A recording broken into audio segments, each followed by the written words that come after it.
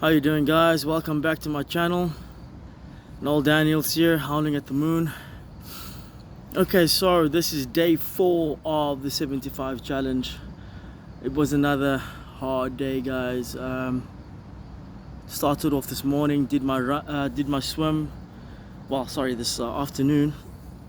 Basically, I woke up late again. I think this is probably why this challenge is so difficult. You got to get into a consistent rhythm, into a consistent pattern of behavior, and it's really hard. It's incredibly difficult, especially in the morning, to get going.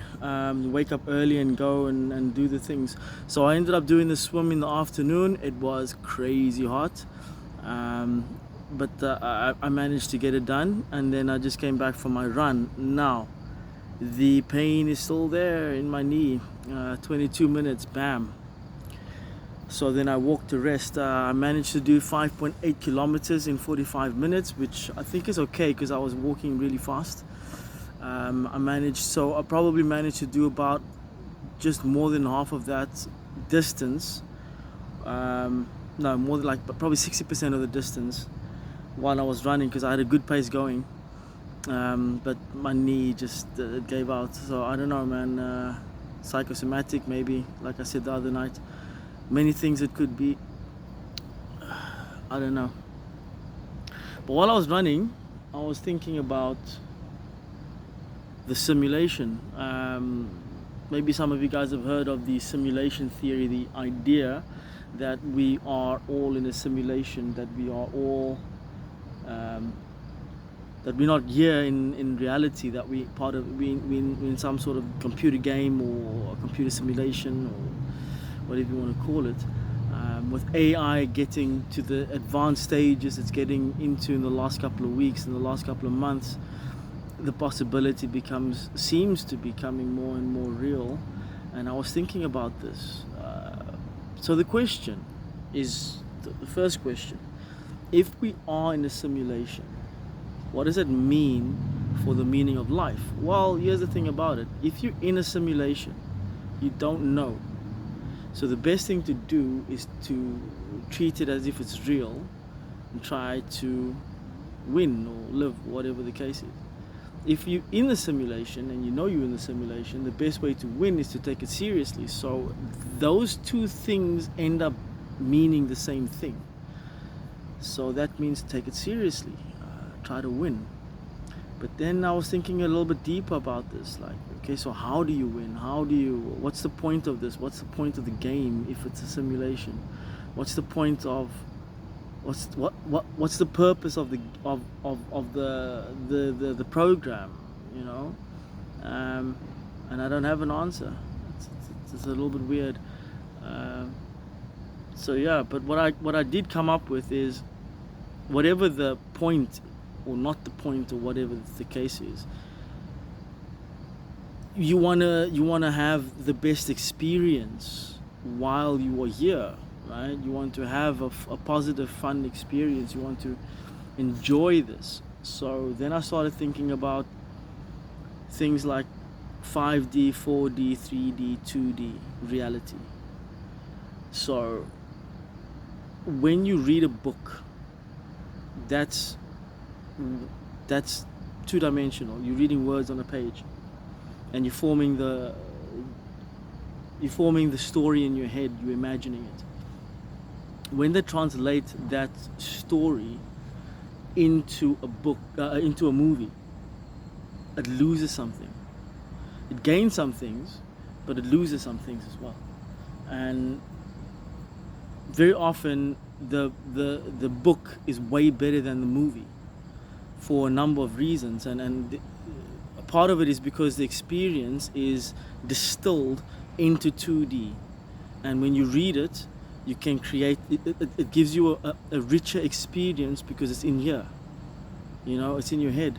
So is it possible that we are fifth dimension or fourth dimensional beings, eighth dimensional beings, whatever the case is, experiencing 3 dimensions because it's a richer experience, because it loses something if you take it to the higher levels? And then that thought sat with me for a bit while I was running, because that would mean we, whether we're in a computer generated simulation or not, this 3D reality is it's distilling the high dimension stories into something that's more rich, because it requires more imagination or to experience it. So the experience itself is what it's at, where it's at. 8th dimensions and 16th dimensions and whatever we want to call it, we don't know what kind of time, we don't know how time works there, we don't know how matter works there. So it's very possible that this experience is the richest form of feeling that you can have, right? So what I mean by that is the feeling of moving through the world is the richest and the most intense in 3 dimensions in this world, and that's a cool thought. That's a cool thought. So I'm trying to experience as much as I can, I suppose. But it comes down to discipline, I believe. I don't have discipline. That's what I'm working on. That's why I've taken on the 75 challenge. One of the reasons, in any case, I'm trying to just get discipline into myself and use the discipline to get better and build a better world and build a better life for myself. So that discipline comes with a price, and the price is, it's something that I think Jordan Peterson said it, maybe somebody else, I don't remember, but you have to sacrifice what you want now for what you want most, and that's a weird thing. It's a powerful thing. It's a very difficult thing. You have to sacrifice what you want now for what you want most. So gratification, short-term instant reward, put that aside.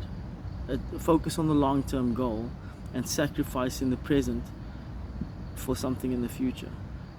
The thing about that is, the reason why that's so difficult is because there's no guarantee you're going to make it to that future. The way that the world works, this could be your last moment, right? So you want to do the thing you want to do now, because the next moment it could be gone. But then at the same time, people don't think about it. That's not actually how people think, you know. So it's like a weird fake that you do with your own brain. You play this game inside your own head. It's quite weird. Anyway, guys, those are the thoughts, running thoughts. Challenge, 75-day challenge, another day in the bag. I think I'm doing quite well, day 4. I haven't dropped the ball yet, so let's keep going, guys. Peace out. Thank you for watching.